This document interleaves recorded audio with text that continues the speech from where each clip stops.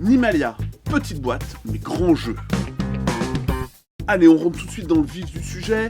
Un jeu qui va combiner plein de mécaniques qu'on connaît, qu'on maîtrise, du draft, un petit côté domino, puzzle game, et puis surtout des objectifs qui vont me permettre de marquer des points. Alors vous voyez, des objectifs, il y en a vraiment beaucoup, ce qui donne au jeu une durée de vie extrêmement importante, et ça permet à chaque partie de vraiment varier les enjeux. Je mets en place mes objectifs qui vont servir pour les 5 manches, et je vais scorer des points à l'issue des 5 manches. Petite subtilité, vous voyez, vous avez ces manches, 1, 2, 3, 4, 5, et bien tout simplement, qu'est-ce que ça veut dire? Ça veut dire qu'à la manche 1, et ben je vais scorer uniquement l'objectif bleu et l'objectif vert. À la manche 2, par exemple, l'objectif vert, l'objectif jaune. Et si je vais à la manche 5, vous voyez que je suis lié à toutes les cartes sauf la verte, ce qui veut dire que je vais marquer tous mes objectifs, sauf le vert. Donc c'est intéressant parce que quand on va jouer la manche, on va jouer bien sûr pour scorer immédiatement, mais on va également essayer d'anticiper la marque de points pour les manches suivantes. Alors c'est simple, petit système de draft hyper nerveux, on a seulement 3 cartes. J'ai 3 cartes en main.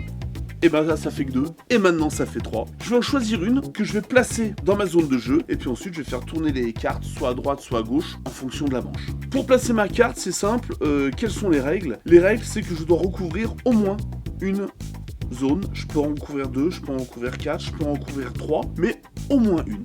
Donc par exemple j'ai ma carte, je décide de la placer là, alors je regarde, on est manche 2, donc il me faut des flamands dans les diagonales et de la prairie, donc je vais peut-être la placer comme ça, je crée mes diagonales de flamands. On joue ainsi de suite, je reçois les cartes de mon voisin, je vais pouvoir en replacer, moi je vais décider de jouer celle-là comme ça, puis je reçois une troisième carte, je vais décider de la placer comme ça. Une fois que j'ai placé mes cartes, je vais marquer les points, on a dit qu'on était à la manche 2, je vais regarder, ma manche 2, je marque le vert, je marque le jaune. Le vert, il me dit que je vais marquer 3 points par paire de flamands dans la diagonale. Une paire de flamands, 2 paires de flamands, 6 points. Là, je vais marquer 6 points chaque fois que j'ai une savane qui fait 4 cases. Ça tombe bien, j'ai une savane qui fait 4 cases. 16 et 4, 20 points.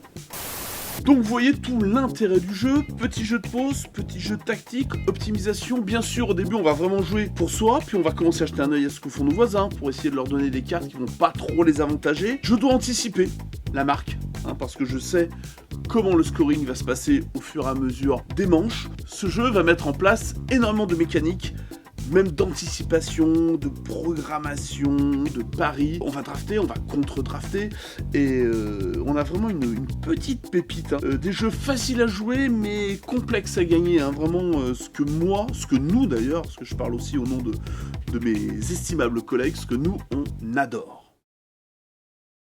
Allez, aide-nous à propager la bonne parole de ce magnifique petit jeu qu'est Nimalia. Like, commente, partage, et on compte sur toi.